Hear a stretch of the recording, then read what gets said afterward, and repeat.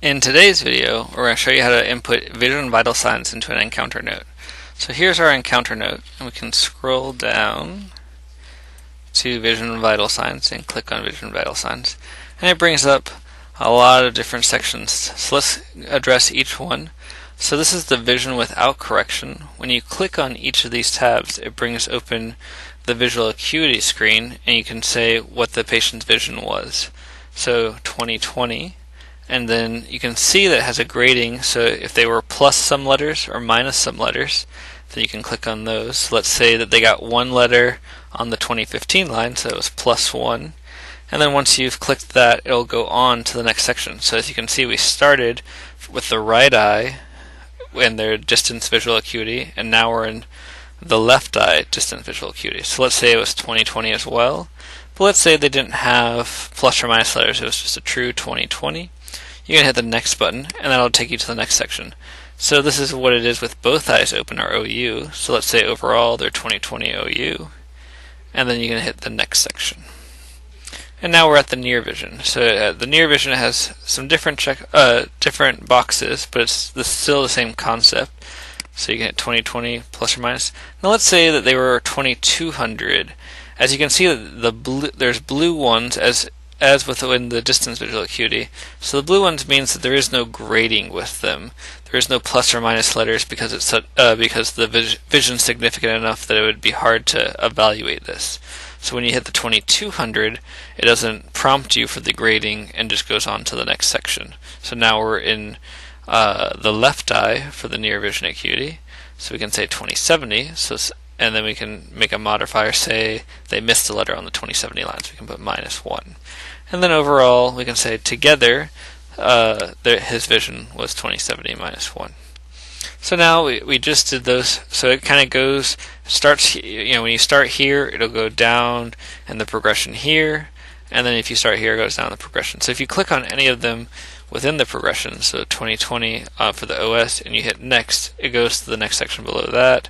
And then when you hit next, it goes to near vision acuity. So you can keep hitting next, but then when you finally get down here, it says you've completed all of these two sections, so you can hit save and close. If you pinhold the patient, which is what PH is for, you can add that here. So let's say they pinhold the 2015, so you can hit 2015, and then now you've added your pinhole. And then the method. The method is required, and if you try to hit save and close, it gives you a warning message saying form contains invalid data and cannot be saved. It just means that you haven't filled out the method section.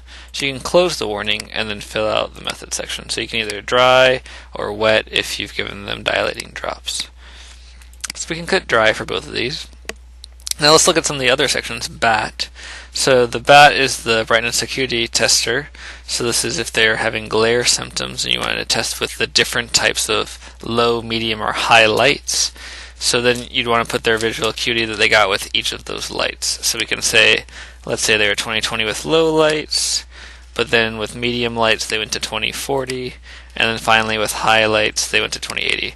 As you can see, I'm hitting the next button, and it'll keep going through the BAT from the low, medium, to high, and then go to the other eye. So we can click the same thing. Let's say they got 20/20, and then 20/50, and then we can say, let's say they were 2200. And then it adds it in here. So if you wanted to add their PD, you could type in their PD numbers here, or let's go to the next section, is vision with correction. So you can say how, so if it's with correction, then you have to say how. So we can say their vision, single vision glasses, or they have progressives, or their contact lenses. So let's just say there's single vision glasses. And then you can click here, and then what chart did you use? And we can say whether we were using the Snellen chart, the typical chart that we'll use.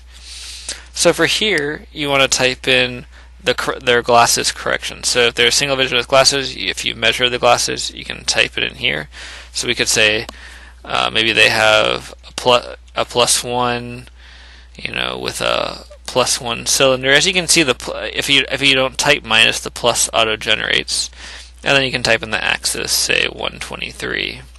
If they have any prisms, you can click this, and you can see, is it a base out, base in prism, base up or base down prism, and then you can put in the number of diopters if you wanted to. So you could say maybe they have one prism diopter of base in, and then you can hit save and close, and it'll show the prisms there. For the distance vision, so then you see this, which is the distance visual acuity and the near vision acuity. So now that we have, this is their prescription for the distance, and then we can say they saw 20/20 with this. Now obviously this doesn't correlate to what I put up here, but we're just showing examples here. And then you can say maybe they have a near add. So let's say they have now obviously we put in single vision glasses here, but let's say it wasn't a single vision glass, it was a bifocal. So now a bifocal would have an addition section in the lower. So we could say, let's say there was a 3 addition, and then we can say their near vision with that 3 addition was 20/20. So then you can hit next, and as you can see within the visual acuity sections, the next will go to the next visual acuity in that same area. So the near vision goes to the lower near vision. And we can hit 20/20 again, even though we haven't typed in the left eye yet, we can still put in the near vision acuity. And same thing with the distance vision acuity. So that also gives you an example of, let's say you didn't have a way of measuring their glasses, but you know that they were using their glasses at that day, and you can just type in the distance visual acuity and near vision acuity, and you can leave the rest of this blank, and it won't give you an error because it knows that you're not always able to type in and or able to calculate what their current glasses they're wearing. And then you can put the method as whether it was dry or wet. So let's say they had multiple glasses. You could hit the add button here, and as you can see it brings up another vision with correction. And so then you could do the same thing that you did with this one and type in their glasses prescription, the vision that you got with the glasses, and the near vision, and the method. And this just shows what their vision was with different glasses. Let's say that you accidentally typed in all of this here, or you didn't mean to add this one here. You can hit the remove button, and you can see that section goes away. Now the manifest refraction is the refraction that you got in the office. So you could say that are you doing distance reading glasses bifocal, so you can still put in the section here and how you're testing the manifest refraction. And then, or you can leave it blank if you choose, and then you can type in the manifest refraction that you got for the patient. Same as up here, and then you can put in the distance visual acuity, the near visual acuity. So let's just do an example. We can say that it was a -1.00. Let's say the cylinder was 1.00, and then the axis was 100. And then you see as how I'm going from different section is you can click each section, but you can also hit the tab button. And the tab button will go through different sections as highlighted here. So the tab button is just another feature to quickly go through the different sections in the manifest refraction.